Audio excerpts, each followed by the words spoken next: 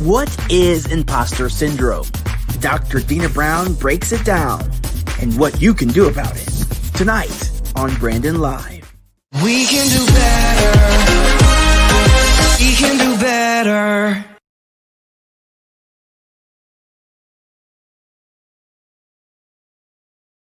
Hello, everyone. Welcome to Brandon Live. I haven't done Brandon Live in 2 weeks or so? It's been a while, but I'm here on a Friday night with you during the quarantine to talk about something that's really important to all of us. And you may have heard it in the last couple of years, but it's definitely been something that's happened over the last few decades. And you may have experienced it yourself. Tonight, we're going to talk about imposter syndrome. And I have Dr. Dina Brown with me to talk about it. Hi, Dr. Dina. Oh, I was still, we can do better. I was still there. I'm sorry. I'm sorry. It is deja vu because we actually talked on, was it Wednesday? And we had a great conversation. A lot of stuff was happening in the studio, my studio apartment. And we recorded and we got some good nuggets, but we decided that we should come back and talk about it live and give people an opportunity to talk with us. Because it's a much needed conversation, don't you think? Absolutely. We need some context for the conversations that are happening around it. That's really more to why I started to really share more, because they didn't seem to have the context. Yeah. They spoke a lot, but they didn't have the meat. They were just eating all the vegetables on the plate. Yeah, and then unless you're a vegan out there, I'm a meat eater. I want the meat, I want the potatoes, I want the broccoli, I want all that stuff. And you're here to give us a full course meal on what imposter syndrome. You're a coach, a strategist, an advocate. How did you get started in this area of study and research in imposter syndrome? Well, we say, art imitates life and there and such, is that I've always been fascinated with how, the brain works. But I said, although I'm 29 plus tax and gratuity, I've been through some things. And so when I wanted to figure out why, I've always asked the why portion. And through the course of my life, and I've had certain successors, I had certain situations that I've been in. And then I still always had this mingling of either A, why didn't I seem to be able to celebrate that? Why did I have that sense of anxiety or not necessarily if people are going to find out if I'm, fake, because I knew I was true, but it was what do they think? Right. And so I started to really explore the they. Who is they? And I said, one day I'm going to do a TED Talk talking about who the F is they? They is you. And I realized that when I start to look at, neurolinguistic programming, how the brain works, when I start studying really the biology of my beliefs, I was like, wow. And then I start hearing people talk about this imposter all the time. And I said, well, let me study it. What are they talking about? Do I have it? And when I started reading about it, there was a disconnect a little bit as a Black woman, particularly. And I was like, people are saying this. I'm hearing other women, high-performing, high-value women, high-potential women, Black women particularly, keep saying, I got imposter syndrome. Yeah. And I would ask them, so do you know what that means? And they would tell me, I said, well, do you know what the clinical meaning is? Yeah. And they go, oh, no, that's not me. And so I said, oh, wait a minute. I'm going to have to dig a little deeper. And so I knew that I thought it was just me. But when I started to ask questions, I realized it was more than me. Right. I wanted to know the why. I wanted to get to the root of it. So, Dr. Dina, here's a definition I found about imposter syndrome. I'm going to read it. And imposter syndrome, also known as imposter phenomenon or imposterism, fraud syndrome, or the imposter experience, is a psychological pattern in which an individual doubts their skills, talents, or accomplishments and has a persistent internalized fear of being exposed as a fraud. Despite external evidence of their competence, those experiencing this phenomenon remain convinced that they are frauds and do not deserve all they have achieved. Individuals with imposterism incorrectly attribute their success to luck or interpret it as a result of deceiving others into thinking they are more intelligent than they perceive themselves to be. While early research focused on the prevalence among high-achieving women, imposter syndrome has been recognized to affect both men and women equally. Does that sound pretty much correct? That's okay. That is the the definition, the clinical definition, what Clancy and says is the definition. Yes. However, when you start asking, and there's parts of that where it doesn't gel. So when I would ask myself and others, do you feel like you don't deserve? Oh no, I deserve this. See what I mean? Like, okay, then that is not imposterism. Oh, I think that they're going to call me a fake. Well, no, I know that I know this, but they think I don't. Right. So it was this disconnect in the dialogue that I said, wait a minute, that where's the research? So I actually start looking up research and seeing who did they actually check in with? And so here's the truth to that study is that they were not looking at, when we talk about those numbers, predominantly women, there weren't women of color. Think about the 70s. Right. Are you? Right. And this is the research when it first came out in the 70s. When it first came out. And so, and people have just been repeating those statistics. And I'm not saying that there's not truth to it, but who were you talking to? Right. But we included in the narrative. Did you actually also take a look at the intersectionality? And so what my research is introducing is that it's a spectrum. The phenomena is on a spectrum. Mm-hmm. And there's an intersectionality between race, class, and trauma. And that when you are feeling this and you're triggered by this, it's actually attached and being fed by some experiences that you have that are unique to you as a Black woman, as a Black male, as a transgender. There's some other things in the tape that needs to be discussed and dissected when you start to get to why. So if you want to put a Band-Aid on a label and get a badge like a scarlet letter, say I have it, okay, great. But if you want to know, wait, where does this really come from? So my desire was that people were saying, I'm here, and I would see the guru say, I'm going to cure imposter syndrome. And I was like, how are you going to cure people of something they don't even know the why? They don't even know what it is they're talking about. Right. They know I feel this way, but not why I feel this way and what the root of it actually is. And so that's what led me to go, okay, I don't want to just research for my book. Because again, my podcast is called Walking Through Glass. And it's not about breaking through the glass ceiling. It's the glass we walk through that stays on the ground, that shatters our fear, our doubts, anxiety, those things. And so dealing with that, it's a mindset space. What do I think about me? Why do I think this about me? And that's what I wasn't seeing when people are asking. They'll just say, I think this about me. Where's the follow-up? Why?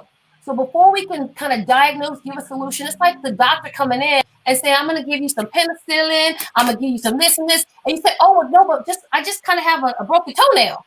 Well, he just gave you some medicine for something that didn't even know, what the root of why you came into the office. And so I think that when people start talking about how do I begin to shift my mindset, how do I begin to deal with this imposter phenomenon, they've got to understand the context and the why, and that there may be some other things that they hadn't thought about. And once they are aware and made aware of that, then they can mitigate it. So now you can go, oh, this is a trigger. Oh, wait, this trigger is tied to what this happened in my life. Oh, I realize that my brain, my amygdala, my subconscious has been storing all of this, since before I was born. And then when you want to add the fact is, I don't want to blow people's mind up, but we talk about generational trauma. Mm-hmm. And you say, oh, I don't understand about that in epigenetics. Well, when you understand that a woman is born with all of her eggs, all of them, that means her mom was born with her eggs, her mom was born with her eggs, so on and so on and so on. So when you start talking about a study of epigenetics and generational trauma and how do you begin to, make these shifts, it's really beginning to be aware of the root of where this comes from. So now you can begin to say, oh, so when I feel this way, that imposter phenomenon comes on, I know to do this because this is still to that memory, is still to that experience. And I think that that's what's been missing. And so I said, I'm going to actually add to the body of knowledge. Right. The Black authority, the Black Brené Brown. Well, you have the last name. We have the last name. But my goal is to be the foremost authority on imposter syndrome and reframing it so that there's a new understanding, because I also will throw out, when we're talking about men and we understand how the stereotypes around men, Absolutely. How many men really took this test and went in? And the people that they were looking at in their case study were people who were introduced and involved in therapy. Mm-hmm. So 70s, that's all I'm gonna say, and drop the mic. Who? Yeah. We've come a long way from the 70s. We've come a long way. And who had Okay. Right. And so you believe that it's just not just feeling, this feeling of fraud and et cetera. There are deeper rooted issues that need to be uncovered for us to feel authentic and whole. And it's going to take some time, correct? Right. And that you never overcome it in that sense. Yes. You learn to beat up the bully. You know how to bob and weave and to punch back. So when I think about it from that context, it's really about knowing how to do that instead. And by that, even when we say overcome, and I used to say, oh my gosh, I don't want to use those terms. But I do use those terms because overcoming is being aware enough to know I'm triggered and I know what to do so I'm not stuck. I might have a moment, but I don't make it a memory. And that's adding to my trauma. It's really about not being arrested by, the trauma or the experiences that you're having that are triggered. It's really about being, aware and trying to figure out how to recognize it and then process through it. Absolutely. It will never be an experience that you could just drop off at the laundry and come back and be done. Correct? Correct. And that it's the masking. And so when we speak to, what does that look like for us? Mm-hmm. And why we have to, when we're talking about imposter syndrome and what it means, the reframing of it, what it means now in light of who we are, is that when we live in a society and we deal with institutionalized racism, we live with stereotype anxiety and all of these other experiences, and we live with phraseology that's been handed down. And so earlier today, I had a conversation, or maybe it was last night, and how many times have you heard in your life experiences, oh, you just got to fake it till you make it? Right. So now let's take that term, because remember, your words have power. Yes. And what you have been speaking to your psyche, and your parents and whoever, grandma, fake it till you make it. So now you're put in a stressful situation, a complex situation, a volatile situation, an uncertain situation, an ambiguous situation. And in the back of your subconscious, the echoed sound of, oh, you got to fake it till you make it. So no wonder you feel like an imposter, because you might not have all the answers, and all you heard in the echo in your eardrum is to fake it till you make it. So no wonder we're like, what if they find out I don't know what I'm supposed to do? So the power of the words we speak, even, and what's been spoken over us, is included in really beginning to get to the root of how to deal with this phenomenon. And that inauthentic behavior becomes a part of us, because how long do you fake it, and at what point do you not fake it? Yes. No, I'm sorry. Absolutely. You were I was like, are we frozen? that was the pause, the thinking pause. Yeah. Okay. So let's talk about how do you work through it? You mentioned something at the very beginning about they. Let's talk about who they is, because a lot of times we attribute our experiences that are poor to other people, and sometimes those people don't really exist. Who is they? And who are you? They is you. And the they, now let me backtrack with that. Okay. They is you all of the time, but they are triggered by internal triggers and stimuli and external ones. Mm-hmm. They is always you, because you have 100% control and dominion over your thoughts. Yes. So let me put that out there. So what the internal piece is, and again, I can speak from experience. I have had a whole conversation with somebody, never saw them, never met them. I knew what they was going to say, what I was going to say, and they was going to do, and then I was going to do. And then I came to a conclusion. I'm mad. I showed up. I'm done. I ain't fooling with them. I've never seen and talked to this person. Right. I did all that in my head. Mm-hmm. Based on, okay. Right. And so who's the they? That's you. You never talked to them. You don't even know, but you're based it on prior experiences, whether with that person or with others, things that you knew, things that you may have heard. And so you came to these conclusions. Okay. So those happen. Those are things to happen internally. And by no way, shape, or form, I'm trying to water this down, but I'm really trying to create a simplistic picture as possible to make it relevant to what this looks like in our day to day. Right. If you want me to talk about all the technical terms, I can, but I don't think it's necessarily going to be like going to make sense as when we think about what we actually do. These are the things that I actually do. So that's why I know. So an external trigger is you're out somewhere. Oh, here we go. I got this one. Okay. If y'all hear this, and when I say this, if you could pop something in the chat when I say this, you are in the nail shop and the people over there start speaking in another language. Somebody happened to glance at you and they talking. Oh, they talking about me. They didn't say nothing to you. But what they triggered, they never said anything to you. Right. But you just knew they were talking about you, talking about your mama, talking about your family, talking about your feet, talking about, you just knew they were talking about you, but they never spoke to you. So that's that external trigger.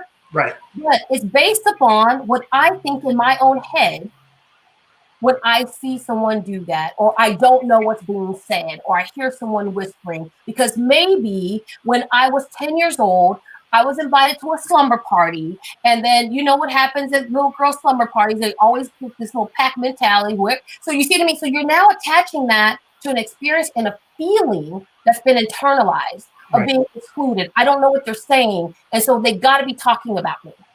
And so that's why I said the they is always you and how you interpret what's happening, which is why you need to have the skill set to be able to reframe and say, well, maybe they're not talking about me, you know, and why would they be talking about me? And if they are talking about me, who cares? What do I know about me and believe about me? But often what you believe others are saying about you are things that you've already been saying to yourself internally. And that's where that internal dialogue, that imposter bully that I call it, exists. And it's based upon, again, your other experiences, those that are known to you and unknown to you.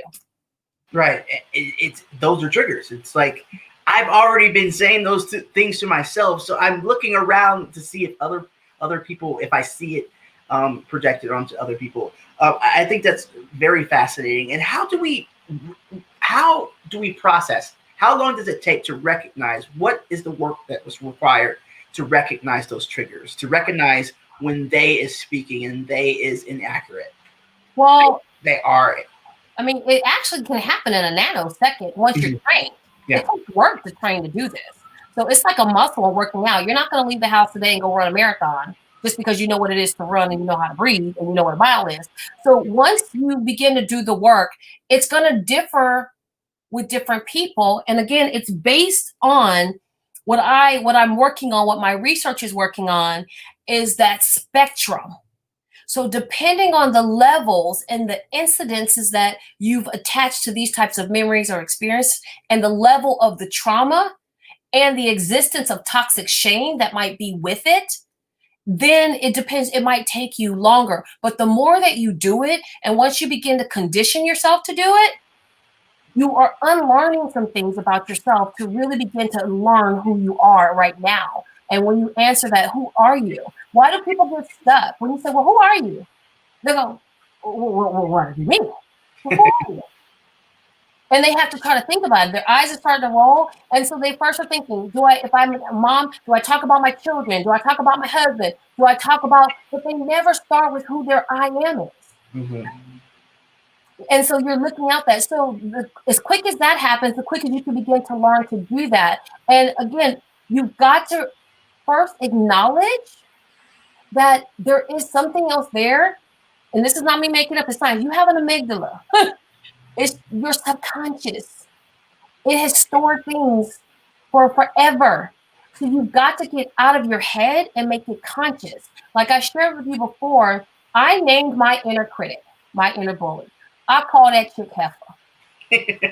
And so when Heifer starts talking to me, I check that chick real quick. Oh, well, this happened. Okay, I'll get back with you later, but I'm going to go ahead and do this right now.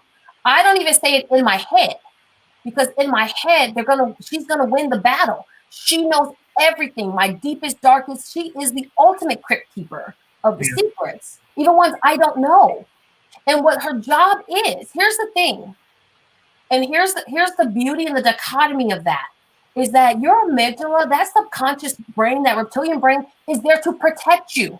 Mm-hmm. Because the very first time you felt that rush or that feeling, you were hurt. And they're like, I'm never going to let you hurt again. And so they're not interested in you being successful and winning and getting high fives. They're saying, I'm going to protect you.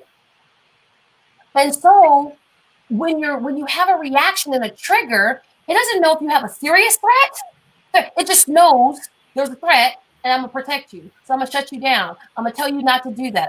You're going to start seeing yourself like self-sabotage. You're going to see yourself, well, I'm not going to go in there. And so with my work and why the focus is on women, particularly Black women, is that we hear a lot about the conversation about having a seat at the table, right? Mm-hmm. And what dropped into my spirit and the research and what, the study will delve into a little bit more is that we want the seat of the table, but how many of us won't walk through the glass to get there? I don't mean the glass on the ground. I mean the glass on the door and on the ground, or we're standing on the outside because of what we believe about ourselves. Right. So we never take the risk. We never even put our name actually on the table to say, hey, consider me. And so if we are doing that and we are that they, doesn't it make sense to find out what is this they, where does it come from? And so that's that power when we talk about it. So you've got to get out of your head and into the room. And so you can't stay in your head having the conversation. You got to shift it to that frontal cortex, which is now that reasoning space, and say, okay, so for me, it also means saying things out loud. That's why people say affirmations. Right. That's why people do mirror work. Yeah. You do that because you're now speaking. You talk to yourself more than anybody else. Right. What are you saying to your spirit? Yeah. Especially if you're talking to yourself and your thoughts are distorted and they're inaccurate and you're believing the non-truths that are happening inside your head. Imagine what your life will look like if you're full of lies and you're believing those lies.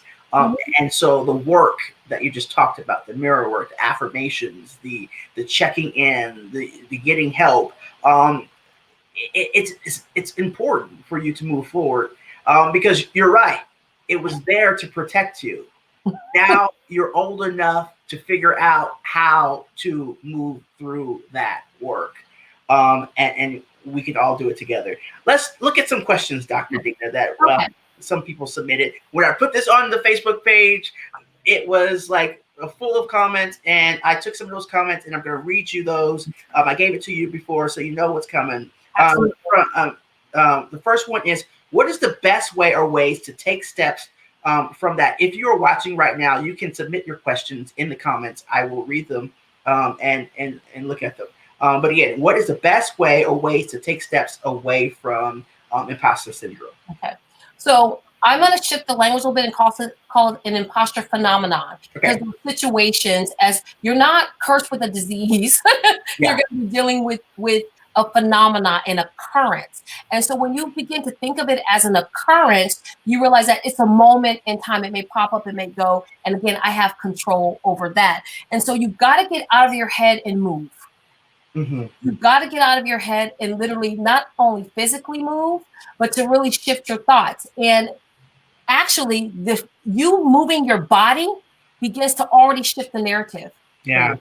Okay. So even just to walk, to do that. Yeah. But the best way to do this is once you acknowledge that it exists and that it's a phenomenon, that you are, the root of that piece, whether you believe in the they or how you see your they or not.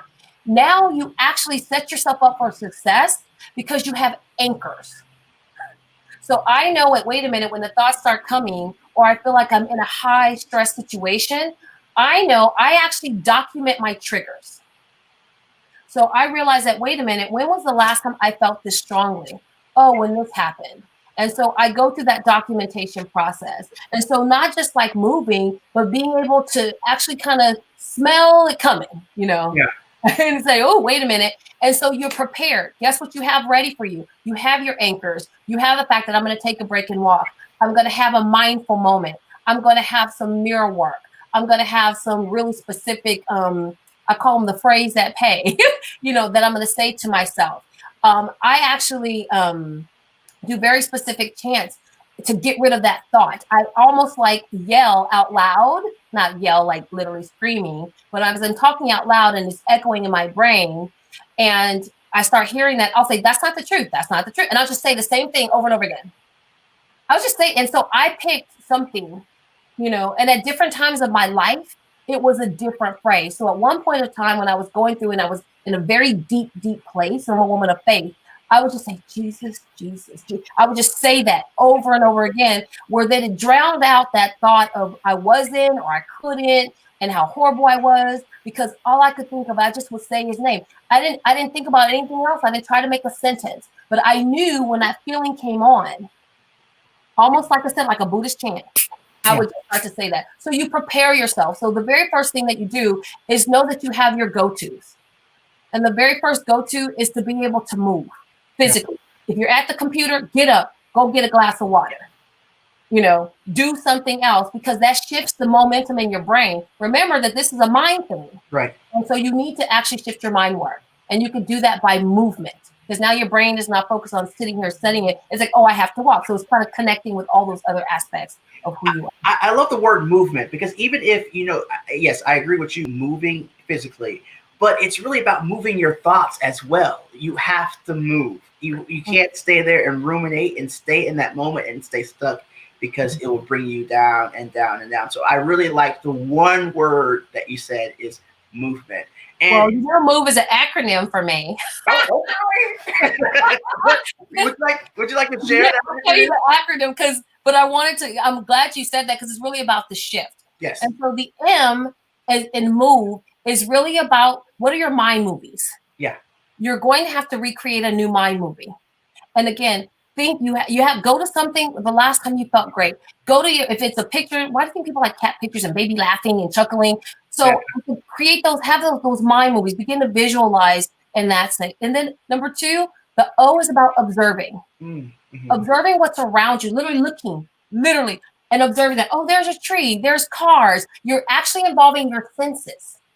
And so again, you're doing, and Mayo Clinic has very specific things. And the things that I'm talking about is not mumbo jumbo. This is all based on cognitive behavioral therapy. Absolutely.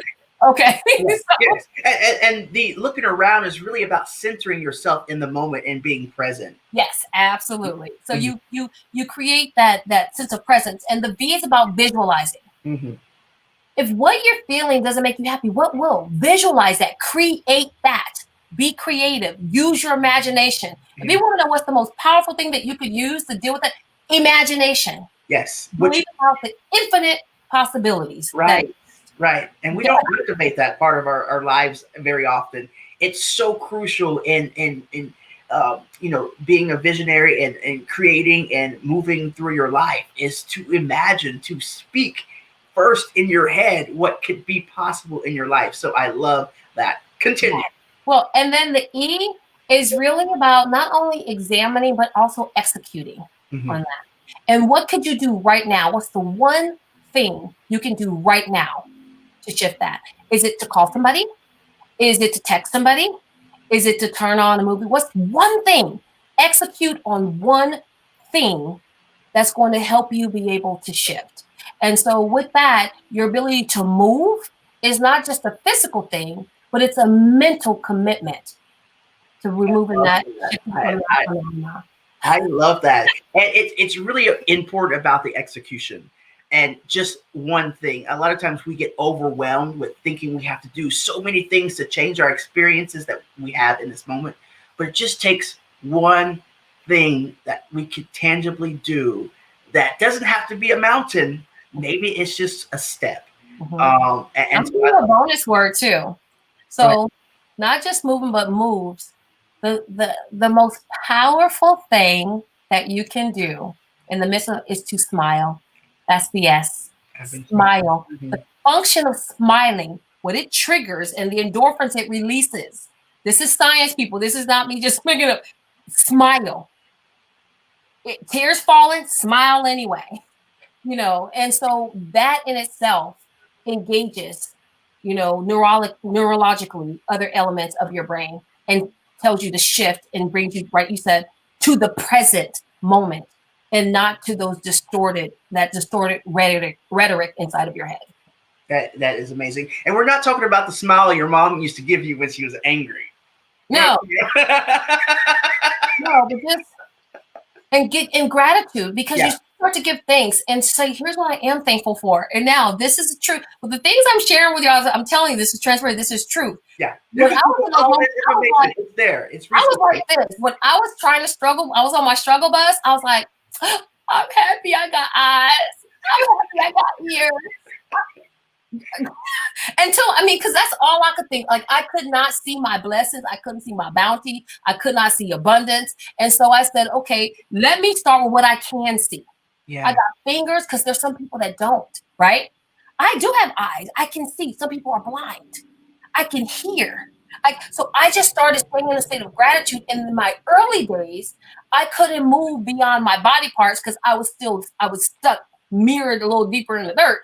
And then later I can then think about the bigger part of the abundance. But I said, start where you're at. Yeah. Just start where you're at.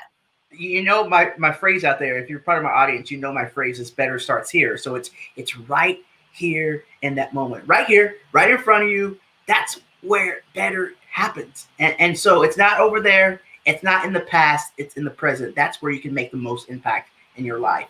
And so that's good. I'm smiling. I feel great already. So next question. Why does it happen, and how does it affect people of color? Well, why it happens, I can only give conjecture. Because that's part of the research study. And once the IRB is approved and we send our survey out, then we'll have more data to kind of come back. And I hope that they will be participating, because it's open to everybody. But really, my research shows, and what I've done, the pre-research, is that it's based on the narratives and the stories that we tell ourselves, and that's been told to us. Mm-hmm. And in addition to that, there's, like I said, that intersectionality with trauma and toxic shame. That's also part of the narratives. That's part of our overarching life story, but not necessarily our I am story. Yeah. Does that, I mean, yeah. And like I said, and so you have to, for people who, again, this imposter phenomenon, and I'm sitting there thinking that, who knows, you guys, when I'm finished my research, we might have a new phrase for this. But when we talk about this imposter phenomenon, and the numbers got to be much higher than 70%, and more people, I think every person goes through this phenomenon, a moment of this at some point in time. Now, people who have heightened sense of anxiety, and so what does it look like? What does it manifest into? With self-sabotage, depression, anxiety, substance abuse, isolationism, all of that is what it can mean. Then those are on my spectrum at the higher sense, and those are usually rooted in high degrees of trauma and toxic shame. See, all shame is not bad. Right. There's what we call healthy shame. And healthy shame, again, is to protect you. That means you're not running down the street right now, butt naked like Lady Godiva, because you realize, okay, that's probably not appropriate. Yeah. It would be a little embarrassing. But yet you don't internalize that feeling, right? You don't internalize that. You realize, oh, it's just probably not appropriate because I'm naked. Now, a person who has some other intersectional trauma points, if they internalize, see, you can internalize it that, oh, it's not appropriate. My mom would be like, no, don't do that. An unhealthy, toxic version of that is, my body is ugly. Nobody would want to see me. I would never show my body in the light of day. You see, that's a whole different mindset. Right. Off of the one thing that you're saying that you may or may not do. So one's rooted in a toxic shame. Why? Because maybe that they heard when they were younger that, oh, for women, your breasts are too small, your breasts are too big, or maybe you were molested, and maybe the part that you were molested, it doesn't always have to be about penetration. I hope this is okay for your audience to talk about these particular points. Is that when we talk about trauma, people will naturally go to the largest trauma of being beaten or raped or assaulted. But do you realize that you can suffer from financial abuse? Yeah. You can suffer from and rape doesn't always mean, let me do this. I'm going to frame it for this conversation, is that being molested can also be touched in an inappropriate way and make you feel shameful, especially when and who might have done it. And so when you think about all of those things and you kind of carry that in there, you go, I just don't want to think about it, right? Mm-hmm. You suppress that ever happened, but you felt the shame and you internalized it, not as your fault. Yeah. And so when you internalize it as your fault, well, guess what happens? You're now 20 years out and you're trying to date and you're having all these issues with different relationships and you don't understand and know why. I don't know why that, when someone, touched me or this, whatever. And so, and I'll, again, like I said, y'all getting the whole truth. Recently, I asked my mom, I said, Mom, was I molested when I was a child? Mm. And she just looked at me.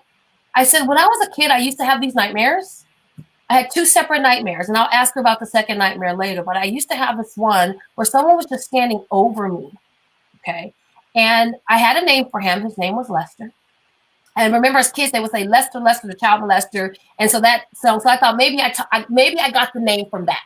And maybe this is all in my head, but I had that feeling. But also growing up, I didn't wear like a tank top till I was probably almost 20 years old because I never liked to feel exposed. I always wore super baggy clothes. And I have an issue about people touching me a certain way, or don't touch me when I'm asleep, or don't surprise me, And so as I started to do this work, I was like, okay, wait a minute. I got to dig a little bit deeper than this. And so I said to my mom, and she's like, well, why do you ask? I said, I just had this reoccurring dream. I told her about it, and she just sat down and just like froze. And she told me when I was younger, I was under 5. And she said, my mom had a boyfriend named Lester. And she said, I remember I was having a party at the house. You were sick.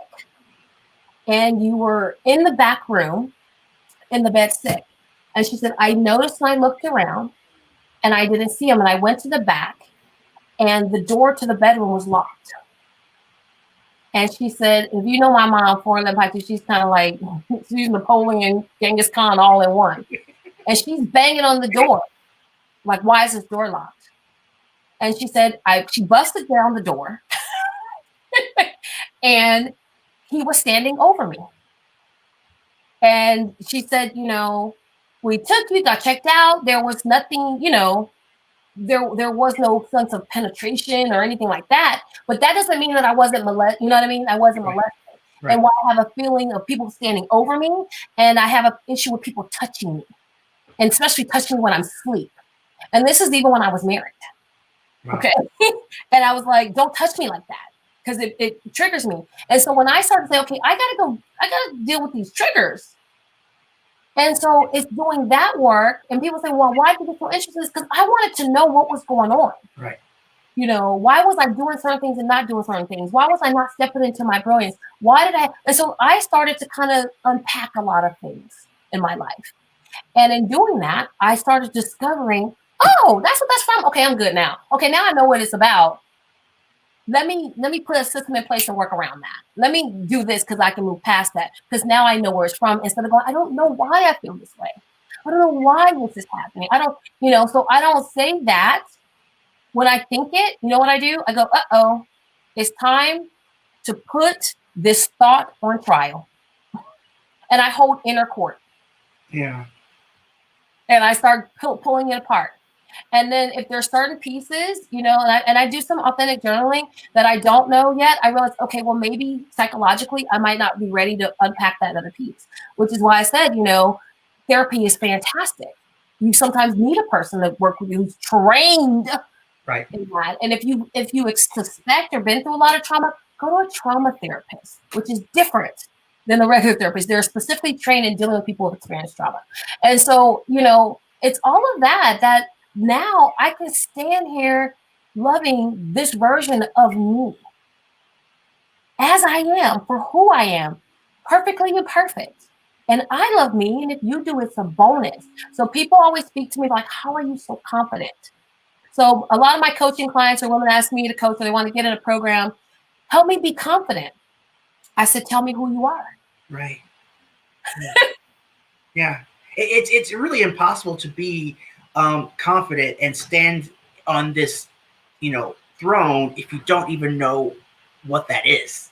Mm-hmm. And so uncovering that story through work and writing and uncovering the stories that don't belong to who you are is so integral to becoming what you're talking about, this person. And here's the thing, and also accepting it and letting it go. Yeah. I don't say accepting it and be like, yeah, I loved it. No. Okay, it happened. Got it. Yeah. Let me go ahead, because I'm a firm believer that everything that we go through and we experience, good, bad, and different, is compost for our growth. Yes. And you'll hear me say that all the time. Yeah. And here's the power piece that I added as I think about this and expand that thought, right? Is that sometimes why it feels, very painful, because fertilizer and those things could actually could actually like burn the roots, because the pot's too small, right? And it's too much fertilizer in that small pot. So what you have to do is expand your territory. And when you expand your territory and your sense of thought, now that fertilizer can be distributed to actually enrich your growth and let you grow up instead of tap out and burn out. We want you to grow up, you guys. Grow up. And that's a good thing. Mo, we'll get to your question in a second. Let's go to the next question. Well, these are a set of questions from Leslie. Mm-hmm. A comprehensive, robust definition. We talked about that. The various roles of those with imposter syndrome, the perfectionist, etc. Mm-hmm. And then the correlation, if any, with trauma. And we talked about the correlation with trauma. But any of those things you want? Yes, I'll just hit the particular, what type of imposter are you? Becomes that other portion to do that. And just being aware that my work, my hypothesis is, which is not seen in other work, is that there is a correlation with trauma. Mm-hmm. See, that's why I can't spout numbers at you. Why? Because no one's done that research, because it was meant for me to do it. Yeah. And so that's why I'm taking on that particular challenge. And so you have the expert imposter. This person believes that they're lacking in the knowledge necessary to be successful. They spend a lot of time looking for new things to learn. And so every time they get ready to go another level, I got to take another class so I can do that. No, you know the stuff. You're doing that. Oh, no, I got to go become an expert before I do this. Okay, I have to go become an expert. And so there's the expert imposter. And I'll tell you, they always seem to need to learn just one more thing. Yeah.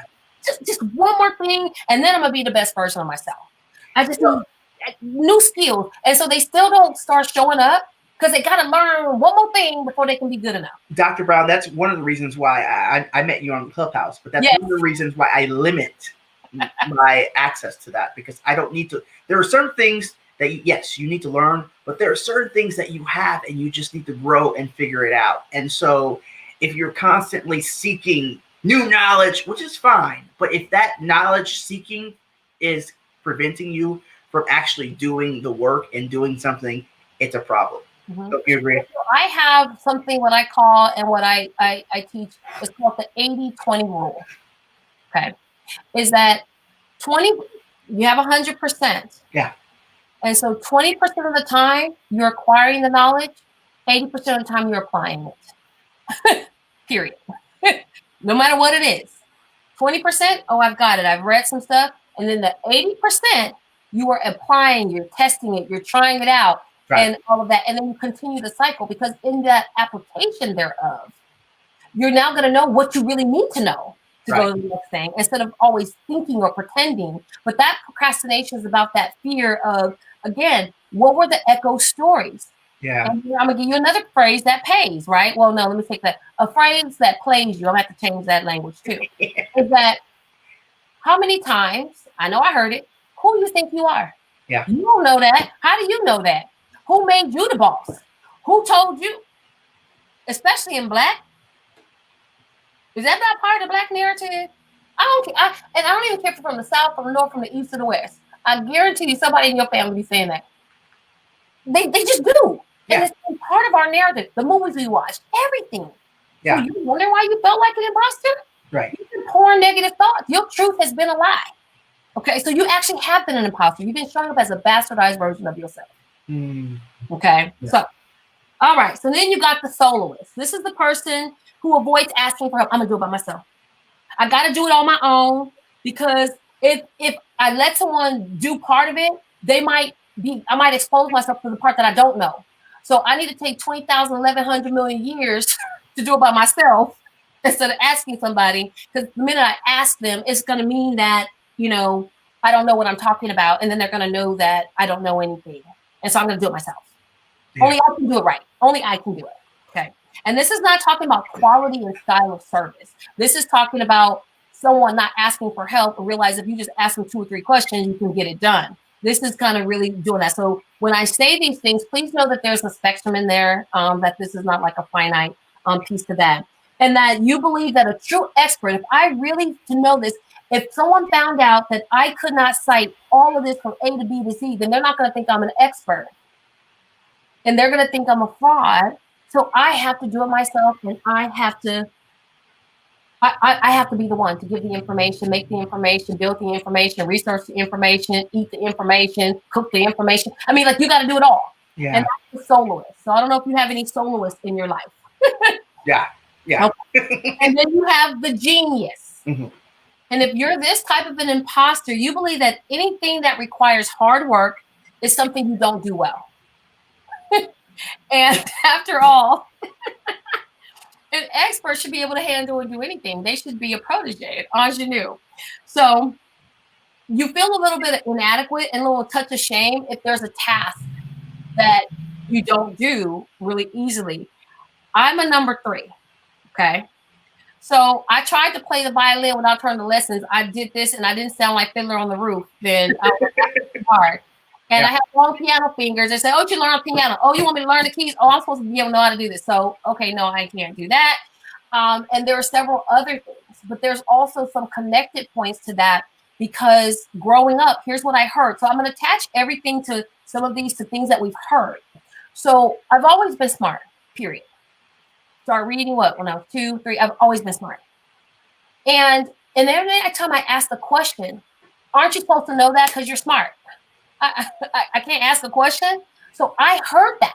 That was part of my tape. So no wonder I didn't want to ask. And then if I didn't know how to do it, then it must have been, So that's why I really associate more so with that one. And sometimes you're a mix of them too. And then we have the number 4, which is the perfectionist. The perfectionist is never happy. They have really, really high standards. I mean, just like super high standards. And that is used to confirm that imposterism. So when I didn't make that goal, see, that's why I'm not that. So it's like today, and I'll say, because we have lots of entrepreneurs probably out there, is that you're starting a business this month, right? And you have, maybe $5,000 in revenue. And you went to this workshop, you saw some people, Google was, cheering, and you said, oh, they told me I can make, $100K in 5 days. But you have no systems or infrastructure or whatever. And so you didn't make your 100. See, that's why. Right. Confirmation. You are impossible because you don't have the stuff. You just, you do that because you constantly set these goals. And then even if you met it, so say you were a unicorn, you made it. Oh, see, that was a mistake. Oh, see, that was me. That was luck. Oh my God, I just hit the big one, So you still can't feel like a win in that perfection, in that space, that it wasn't you. It was some other reason that you got a chance to do that. And so it's a no-win situation. And then people used to say, girl, it's a catch-22. I can't win for losing. I don't know that phrase. I don't know if I'm just speaking my age, but these are the phrases we've heard them before. Okay. I can't win think about that. I can't win for losing. Yeah. What does that mean? Don't. Okay. So then we have the superhero. Yeah. The superhero believes that he's incompetent when he compares himself to his colleagues. So they tend to compare themselves all the time, and they try to prove their worth by outdoing everybody. Mm-hmm. And that I have to do more. And it's also can be manifest in that friend or that person who, like, you got a story, they got a bigger story. Yes. Actually, my cousin, he texted me the other day, and she was just like, she asked me about those type of people, the outdoers, mm-hmm. There's all the one-upmanship. So and they gotta stay late. They gotta come in and they gotta tell you, I was here at 6. I didn't leave till midnight. Well, okay. Yeah. And so because they're feeling I gotta do it all to prove my worth, to prove that I can do it because I don't believe it on the inside. Yeah. So I have to show it with these massive deeds on the outside. So those are pretty much the 5 basic areas, and there's different categories, and it manifests differently in different people and in different environment. So I hope that helps. Yes. I'm sure she will be very appreciative of that. Very thorough. And you're right, all this stuff, if you're listening, it manifests, just like you say, in different ways in different people, because we're all individuals. We all have our own experiences. We all have our own challenges. And so it will show up differently. But there are some root, characteristics and criteria for everything that happens. Felicia, she says, also examples of how it shows up in different parts of our lives. I'm not sure. I guess maybe. Well, part of an overachievement, I mean, I can just, this is really quick. You have, some unhealthy relationships that you build with people, attachments to individuals.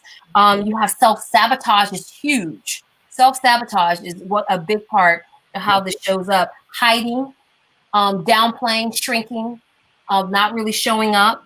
And then you have some excessive need for overachievement to the point where it's detrimental to your health and your well-being. So those are some common ways that it does show up.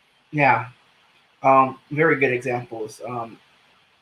Unique says, as we get close to graduation, we're also in this program together. I apply for jobs I'm qualified for and overqualified for. How do I prepare in terms of self-confidence? Okay, great question. Number one, make a list of your wins. Make a list of all the things you do great. See, if I said, make a list of everything you do wrong, you would sit there for ages and days and weeks in journals. But when I say, now, what have you done really well? Yeah. Do that. Yeah. Do that and attach it to a specific result. So you're doing the research on yourself, you're providing specific evidence, and you're matching it with a very specific experience. So it can't be elusive. It is tangible. And here's the part that I'm going to say, and it might sound kind of kooky a little bit, but this really works. Go back as far as you need to speak to your experience. Okay. Because when you think about the qualities that's needed or what you need for whatever role that you're taking, when did you ever exhibit that? Because that'll also help you go back. And part of neuro-linguistic programming is going back and reframing and rewriting your tape. Going back to those experiences, we often go back to our bad ones, but we don't go back to our good ones. And so when I say, well, tell me something you did great, you're like, I don't know. So did you win a spelling bee in Mrs. Smith's third grade class? Put that down. Yeah. I'm not saying you're going into your interview with that, okay? Let me clarify that. But we're talking about you developing that bubble of confidence around yourself that's authentic. You're not borrowing it from anyone. Right. And then you need to speak to who you are. You need to speak to who you want to be and cut out who you're not. Do not use those words. Do not talk about what you're not. Only talk about who you are and who you're growing to be. And that's the most if I could put it in a bottle and sell it, child, I would be a unicorn billionaire sitting here like, come on, Brandon, let's get on the jet and roll out. Because that's the focal point that you're doing that. And so I looked at the question, he said, jobs I'm qualified and I'm overqualified for. Stop looking at the overqualified jobs. Look at the jobs that you're qualified and then go 2 levels up. Yeah. Go 2 levels up. I tell my coaching clients that are my career clients, I said, go look at the job 2 levels up. Right. And now there's some other things about how you structure the job market and how you approach that. But I'm talking about from a mindset space. Go look at those. Yeah. Why would you look at things that are beneath you? That's a safety zone. That's that self-sabotage. That's, I need to feel a win. Right. I need them to accept me. And so I will take less. And child, this is across many things. So if it hits you in the spirit, y'all might hit you in the spirit. Oftentimes we settle for less because we think that that's all we can get. Yes. And what we deserve, and that it's a safe place. Yes. So it's operating out of a space of scarcity. Oh yeah. And lack. And so, I really didn't pay attention to the question, but yes, definitely overqualified. Why would you spend all this time getting knowledge and skills to go back to something that is beneath you? And we're not saying in a way to be arrogant, but really you did all this work. Yeah. So hear that, Unique. You can do it. And I guess we'll go to most questions. She said something. We'll read it online. I was listening when you all explained what it is. Is it the same as when African American goes into a predominantly white job and does what they can to fit in, not to be black for fear of offending their white colleagues or being more white to advance in their career? No, it's not the same. That's masking. Mm-hmm. And that's where actually part of where I started the conversation with another colleague of mine. We were talking about how we mask and how we code switch and do that. And so I believe that many Black women and high achieving ones are really dealing with the fact that they've been masking and code switching for so long, and that level of frustration and anxiety, as opposed to truly feeling like an imposter. Right. If that makes sense. Right. Because in other spaces, they're confident and they can rise to the occasion. Yeah. Mm-hmm. Yep. So thank you for that clarity. If we have any more questions, guys, and gals and ladies and gentlemen, and if you have any questions, put them down. But I guess we're running up on an hour, and I don't want to keep you forever. Even though we can talk about this forever. And final. Let's bring in Nicole. Nicole. Yes, bring in Nicole. Nicole, where are you? Is she asleep? She's like, I am not trying to fool with y'all. I am not. I am here. Nicole, Nicole's my producer, and we've been working on this topic and working on so many different things. But when I asked this question, when I heard from you in Clubhouse, I was like, let's do this. I want to do this. And I put it on my Facebook, and I saw all these responses, and she's been great with coordinating with you. Nicole, what did you think about this topic? And have you had any experience? No, I'm a recovering perfectionist. I don't care.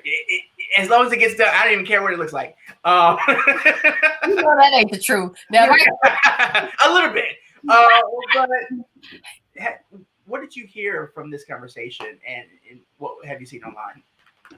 So it's interesting. Like when we first brought this up, I was like, let me Google this really quick to make sure I have a good definition. Because like Dr. Dina mentioned, sometimes we have a definition of something and then we kind of roll with something we heard and we're not really sure what it means. So I wanted to look it up, and I'm identifying with a lot of the stuff that I read, but I liked what you said in the beginning about how that research was based on people that probably don't look like us and probably haven't had our experience. So I love the fact that you're doing more research now, but I think it's important, especially as Black women, that we really identify what is causing our triggers and our trauma and the stuff that bothers us. Because I think a lot of us, myself included, have really learned how to push past the pain and still function. And then, like you said, 20 years later, we get in a relationship or we try to get married and we have all these struggles and we're like, I thought I was over that. 20 years ago, I had moved past it, but really we just buried it and didn't really deal with it. So I think it's really important that we are facing this stuff like head on. And for me, I know that's been a really big part. I was actually talking to my parents and some of my aunts about this show, letting them know it was coming up. And I'm like, yeah, this is something that I believe I struggle with. And my mom's like, what? No, you're great. You do this and you do that. Do you need me to write you a list of how amazing you are? And, I mentor teenage girls. And so the girls are always, they fill me up with their stories about how I've impacted their lives. But sometimes I'm like, am I really worth that? Or do I really, really impact them? Or should I really be a mentor? Because I don't really feel like I show up the way that I should. And so I deal with that all the time as a woman. So I think it's really good that we're talking about it. And I text all my friends. I was like, if you guys are not watching this, you guys gotta watch this on my page. So I really appreciate you being here and really kind of speaking to the things that we really need to be focusing on, more than just identifying what imposter syndrome or the phenomenon is.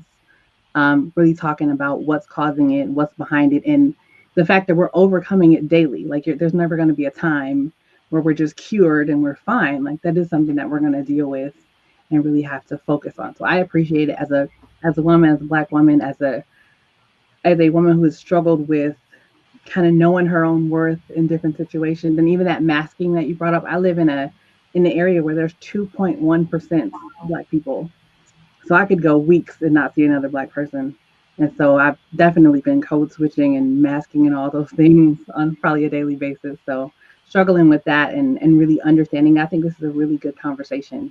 And those questions, those are really good questions, really thought-provoking, honest questions. That's all stuff that we go through.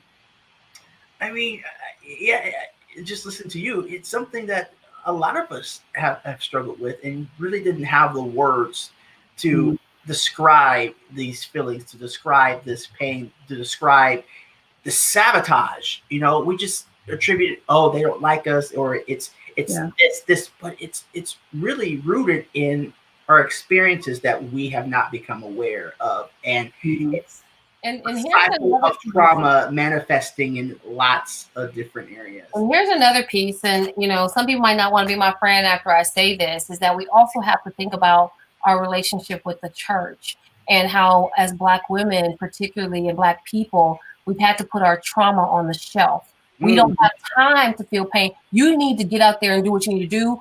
That's just how it is. You need to accept it. You do not have a right or permission to not want to or feel do it. So that leftover remnants of a slave mentality still exists, even though physically freedom came. And so that part that you have to deal with. And then, and I said this, and I don't know if I lost any friends or not, but ask me how many TEDs I give.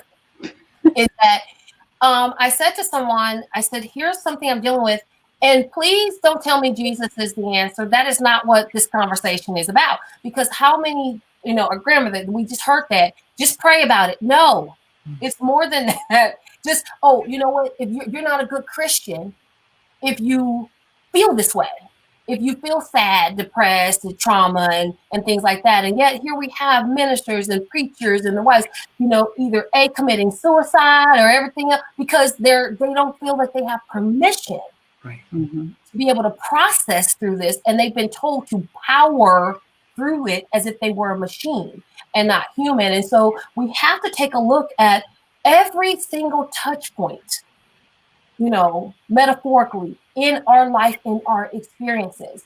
And when we encounter people that seem to have mastered it, don't seem to deal with it as much, go look at what their touch points are. Usually they didn't have those parameters and those fences around their life or their life story or their American history like we do. So being Black in America, being a Black woman in America, and you start talking about intersectional points, and then add how that, impacts that. You can really go deep. And that's when I realized this is my life's work. I was like, I'm going to do this. And so there's so many complexities and so many strands that I realized that I literally can study the impact, the implications of this for the rest of my life. So, and that's what I'm going to do.